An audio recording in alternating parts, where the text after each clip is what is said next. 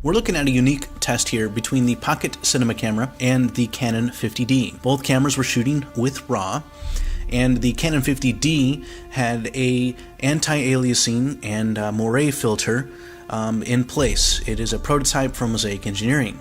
These cameras were set up to run at their optimal dynamic range settings. For the Blackmagic Pocket Cinema camera, we're at an ISO of 800, and that needs a neutral density filter in place. And for the Canon 50D, we are working at an ISO of 100. And with the 50D, ISO 100 and 200 are nearly the same dynamic range, but in this case we used ISO 100 in order to keep the f-stop similar between the two cameras. The lensing is a 35mm on the Canon 50D and a 24mm on the Pocket Cinema camera. They're both Nikon non-AIs and basically set up to an f8:11 split on the 50D and an f8 on the Pocket Cinema camera. The thing to take notice to here is the resolution.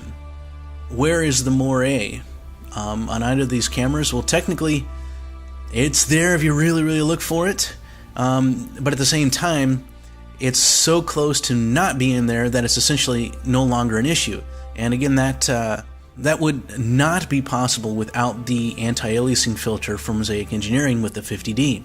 I originally started off with the 50mm thinking that the 24 and 50 would have a similar field of view, but in reality the 50 was zoomed in too much, so I decided to pull back and use a 35, and therefore the 50D has a somewhat of a wider field of view than the BMPCC with the 24.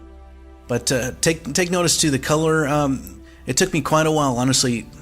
I seem to have a lot of issues with the Blackmagic Pocket Cinema camera getting an appropriate color spectrum. It's like I'm really fighting it in Adobe Camera Raw to produce what I feel is like a popping, natural-looking image. And with the Canon 50D, I mean, it's like every time I start getting into the slider systems, I'm finding a very cinematic image, and it's not like I'm fighting for it. I'm just discovering it. You know, it's like it's there, it's ready for you. But again, you know, things like dynamic range definitely push these two cameras into different spectrums. You're going to be able to push the Pocket Cinema camera footage quite a bit further in terms of dynamic range, but not in terms of your Chromanance channels. So that's, again, almost like a reason to have a need for either other camera. You're going to have incredible colors, great skin tones with the 50D, but you're going to have great dynamic range and luminance values with the Pocket Cinema camera. One thing that you might want to consider is that, you know, if you're going to start pushing the image, you're going to introduce color noise and luminance noise. And the 50D is going to show you those issues a lot faster than the Pocket Cinema camera.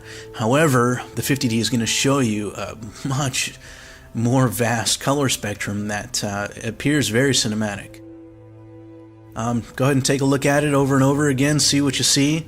Both very usable cameras, and this is basically a test, in essence, to kind of show you the similarity, not to really pull it apart and to make you think one way or the other. It's just a true sort of observation of how it's all coming together, you know? It's not like it's the exact same field of view and everything's down to the hypercritical. It's just sort of a straightforward, you know, realization of how close the latest and greatest is to the latest and greatest of prior years. One last thing to really kind of touch upon is, you know, the noise floor of these two cameras. I've definitely shot my exposure to the right, and the Pocket Cinema camera, when you do that, you have to take your exposure values and you have to drop them down about a stop to 2 stops. And with the 50D, when you expose to the right, you know, you're basically just bumping up the color spectrum in order to make it look far more appropriate. So in essence, you know, you shoot to the right on the Canon 50D and what you get is the right image. But with the Pocket Cinema camera, you shoot to the right and you've got to take everything back. So proof is in the image, right? The noise floor, the color channels. Thanks for watching. Enjoy.